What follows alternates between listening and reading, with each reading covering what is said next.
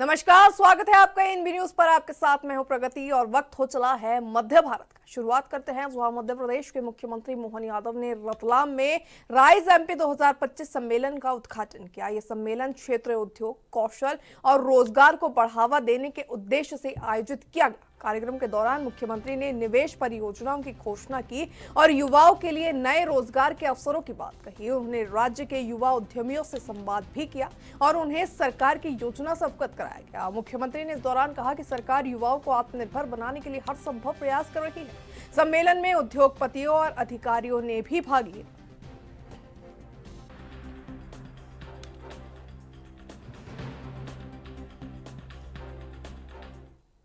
मध्य प्रदेश से चौंका देने वाली खबर सामने आई है, जहां मध्य प्रदेश में सीएम मोहन यादव के काफिले की 19 गाड़ियां डीजल की पानी की मिलावट से बंद हो गई।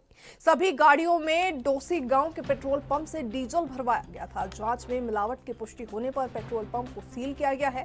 तो वहीं सभी गाड़ियों में डोसी गांव के पेट्रोल पंप से डीजल भरवाया गया था। जानकारी के लिए आपको बता दें कि सभी गाड़ियां मध्य प्रदेश के रीजनल इंडस्ट्रियल समिट के लिए इंदौर आई थी।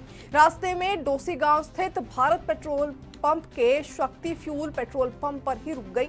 इसके बाद प्रशासन और पुलिस मौके पर पहुंची, जांच की गई। इनमें भी चौंकाने वाला मामला सामने आया। डीजल में पानी की मिलावट मिली है। बताया जा रहा है कि इस पानी मिले डीजल से सीएम के काफिले की गाड़ियों के इंजन फेल हो गए। कार्रवाई करते हुए पेट्रोल पंप सील किया गया और इंदौर से दूसरी गाड़ियां मंगवाई गई थी। इधर पेट्रोल पंप मैनेजर ने बारिश में पानी रिसाव की बात कही है। हालांकि विस्तृत जांच के बाद मामला साफ हो सकेगा।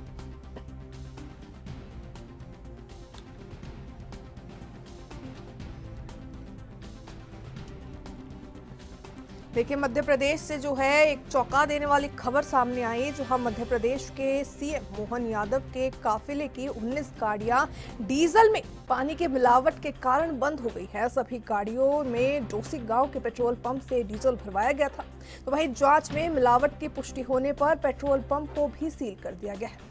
सभी गाड़ियों में डोसी गांव के पेट्रोल पंप से डीजल भरवाया गया था। देखिए कितना हैरतअंगेज ये मामला सामने आया है, जहां शासन की गाड़ियां ही मिलावट और भ्रष्टाचार की भेंट चढ़ गई है। ऐसे में आपको बता दें, 19 गाड़ियां जो हैं सीएम मोहन यादव के काफिले में शामिल थी, जो इंदौर जा रही थी। उन्होंने डोसी गांव के एक भारत पेट्रोलियम के पेट्रोल पंप से जो है डीजल भरवाया गाड़ी में, लेकिन उस डीजल में पानी की मिलावट थी, जिसके कारण सभी गाड़ियों के इंजन फेल हो गए। हालांकि पेट्रोल पंप को जो है वो सील कर दिया गया है। ऐसे में जो पेट्रोल पंप मैनेजर है, उसने ये दावा किया है कि भारी बारिश जारी है, जिसके कारण पानी जो है वो पेट्रोल में जाके मिल गया, डीजल में जाके मिल गया। देखिए किस तरीके से गुमराह करने का ये एक मामला इसे हम कह सकते हैं। ऐसे कैसे इतनी बड़ी लापरवाही हो सकती है। हालांकि पूरे मामले की जांच जो है वो जारी है, लेकिन तत्काल प्रभाव से पेट्रोल पंप को मिलावट करने के आरोप में जो है सील कर दिया गया है। तस्वीरों में आप देख सकते हैं किस तरीके से डीजल में पानी की मिलावट करने का जो सबूत है वो दिखाया जा रहा है। किस तरीके से शासन की, सरकार की जो गाड़ियां हैं वो मिलावटी डीजल के कारण खराब हो गई हैं, उनके इंजन में फेलियर आ गया है। देखिए किस तरीके से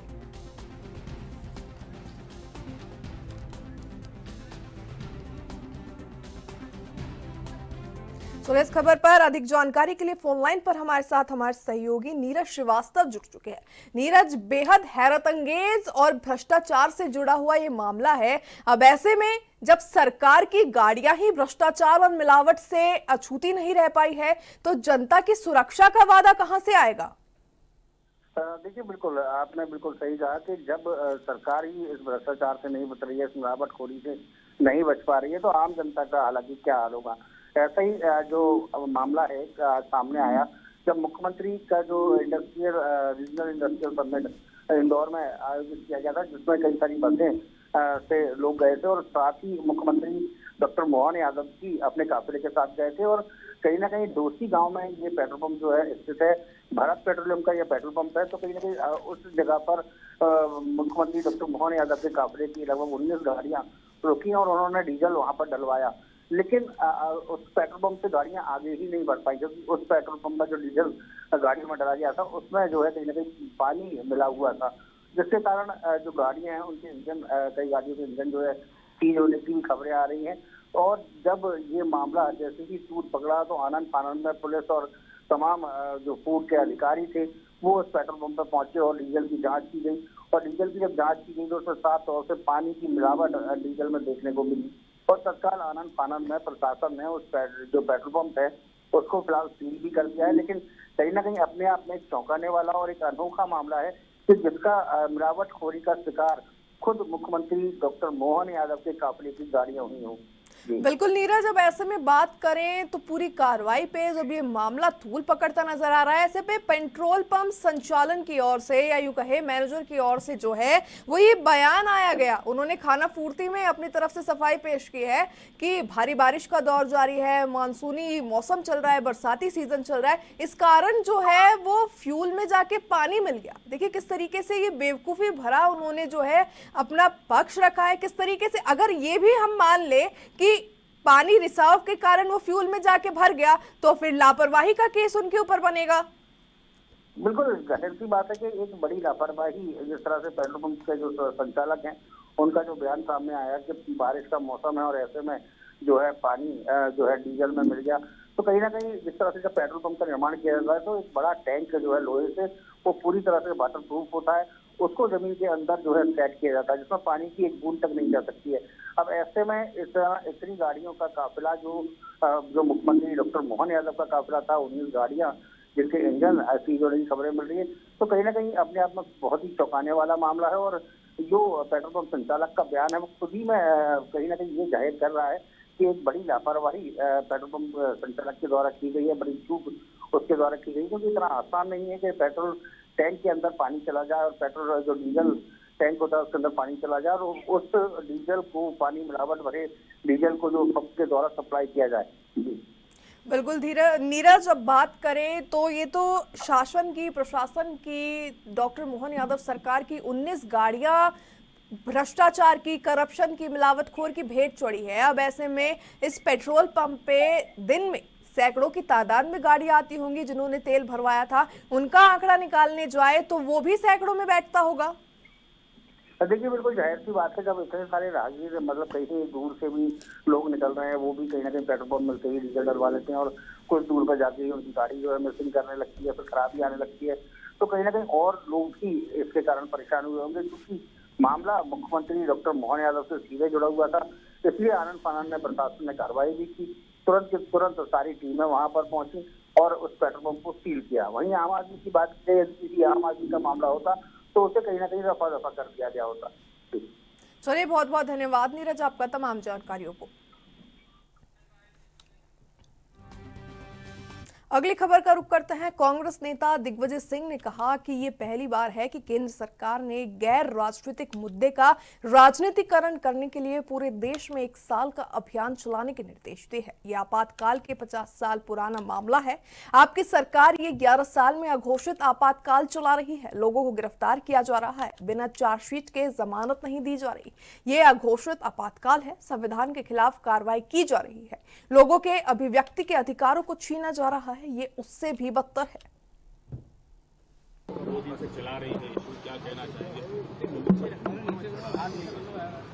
ये पहली बार हुआ है कि केंद्र सरकार ने एक राजनीतिक मुद्दे को, अराजनीतिक मुद्दे को राजनीति के रूप में पूरे देश में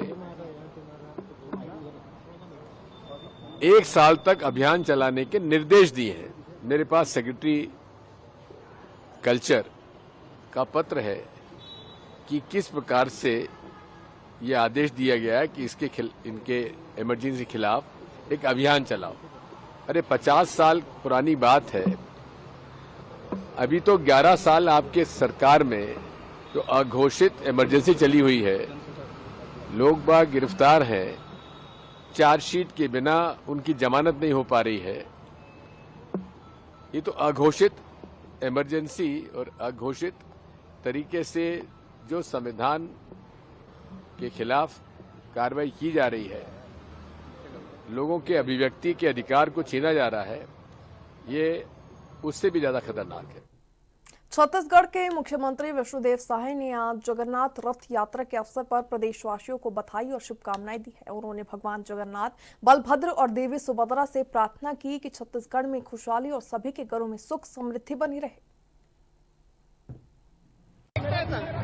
आज जगन्नाथ महाप्रभु का रथ यात्रा है और इस उपलक्ष्य में मैं समस्त छत्तीसगढ़ वासियों को रथ यात्रा की बहुत बहुत बधाई शुभकामना देता हूं और महाप्रभु जगन्नाथ जी बलभद्र स्वामी और सुभद्रा माता से आशीर्वाद मांगते हैं, उनसे प्रार्थना करते हैं कि छत्तीसगढ़ में खुशहाली हो, सबके घर में सुख समृद्धि हो। छत्तीसगढ़ के ओडिशा सीमा से लगे देवभोग के ऐतिहासिक जगन्नाथ मंदिर में आज सुबह से ही भक्तों की भीड़ लगी हुई है।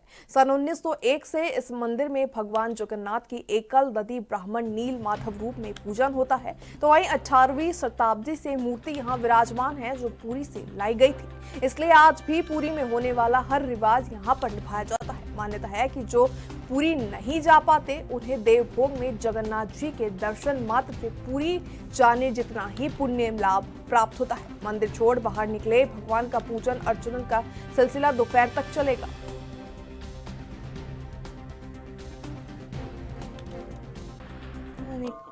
जगन्नाथपुरी पहले से अपना यहाँ संबंध इसलिए है कि यहाँ से भोग जाता है हर साल। प्रतिवर्ष हम जगन्नाथपुरी भोग भेजते हैं और यहाँ के भोग जाने से वहाँ भोग लगता है और प्रतिवर्ष हमको रिसीट भी मिलता है। और यहाँ दधी मावन करके जो नील माधव करके भगवान का मूर्ति रखा गया है, एक ही मूर्ति यहाँ है और उनके सामने में काली देवी रहते हैं और उनके सामने में अरुण गरुड़ रहते हैं और बाहर में बजरंग बली का मंदिर। नीलाचल निवासाय नित्याय परमात्मने बलभद्र सुभद्राभ्यां जगन्नाथाय ते नमः जगत्तानन्दकन्दाय प्रणतातहराय च बलभद्र सुभद्राभ्यां जगन्नाथाय ते नमः। सभी भक्तों को जगन्नाथ रथ यात्रा की बहुत बहुत शुभकामनाएं। जैसे हम जब बीमार होते हैं तो किस मान्यता को लेकर यहाँ पहुँचते हैं, आप क्या अपेक्षा रखती है? भगवान मन्नत पूरा करते हैं नहीं करते? हाँ, मन्नत पूरा होता है। भगवान पुरी में जाए, जगन्नाथपुरी में चाहे यहाँ आए, मतलब एक ही है। हमारे शुरू से यहाँ मान्यता है, बस यही कहना चाहिए। दर्शन करने आते हैं? हाँ, दर्शन पूरा परिवार सहित प्रतिवर्ष यहाँ दर्शन करने आते हैं। कितने बजे से लाइन लगा है? पुलिस आयुक्त भोपाल हरि नारायण चारी मिश्र ने बताया है कि हाल ही में पुलिस महानिदेशक ने अपराधों और कानून व्यवस्था को लेकर एक बैठक रखी थी। महिलाओं की सुरक्षा से जुड़े मुद्दों पर भी बैठक में चर्चा की गई थी। महिला सुरक्षा से संबंधित एक टीम है जिसमें पुलिस अधीक्षक स्तर की एक अधिकारी महिला सुरक्षा से जुड़े मामलों की निगरानी करती है। स्कूल और कॉलेजों में जाकर छात्राओं को प्रशिक्षित करना और उन्हें संवेदनशील बनाने, उन्हें जागरूक करने के लिए काम किया जाता है। हाल ही में पुलिस महानिदेशक महोदय ने अपराधों को लेकर के, कानून व्यवस्था को लेकर के एक समीक्षा बैठक रखी थी। इसमें खास तौर पे जो भी संवेदनशील मुद्दे हैं, जैसे कि हम जानते हैं कि पुलिस में अपराधों की समीक्षा और इससे जुड़े मुद्दे बड़े महत्वपूर्ण होते हैं। तो हाल के दिनों में जो ऑर्गेनाइज क्राइम में काफ़ी यहाँ पर कमी आई है, महिला संबंधी मामलों में कमी आई है।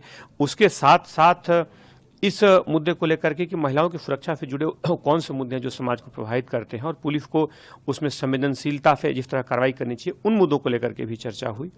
और इसमें हम जानते हैं कि यहाँ पर एक पूरी महिला सुरक्षा को लेकर के एक पूरी टीम है जिसमें डीसीपी स्तर के अधिकारी यानी कि पुलिस अधीक्षक स्तर के एक अधिकारी उस पूरे महिला सुरक्षा से जुड़े मामलों की पूरी मॉनिटरिंग करती हैं। साथ ही साथ एडिशनल डीसीपी और पूरी एक टीम है जो इन मुद्दों को लेकर के संवेदनशीलता से कार्रवाई सुनिश्चित करती है। इस कड़ी में खासतौर पे स्कूल कॉलेज में जाकर उन्हें प्रशिक्षित करना, उन्हें संवेदनशील बनाना, उन्हें इस पूरे प्रक्रिया से जोड़ना, इसका उद्देश्य रहता है। और जगह जगह इसके लिए प्रशिक्षण कार्यक्रम भी आयोजित होते हैं। इसमें खासतौर पे स्कूल कॉलेजेस के प्रबंधन को भी जोड़ा जाता है। इसमें परिजनों से भी संवाद किया जाता है ताकि कई ऐसे मुद्दे होते हैं जो सिर्फ परिजनों के संज्ञान में आते हैं, कई ऐसे शिकायतें होती हैं जो सिर्फ स्कूल प्रबंधन तक ही आ पाती हैं। तो इसलिए आवश्यक है कि हर व्यक्ति संवेदनशीलता से काम करे और महिला अपराधों को लेकर के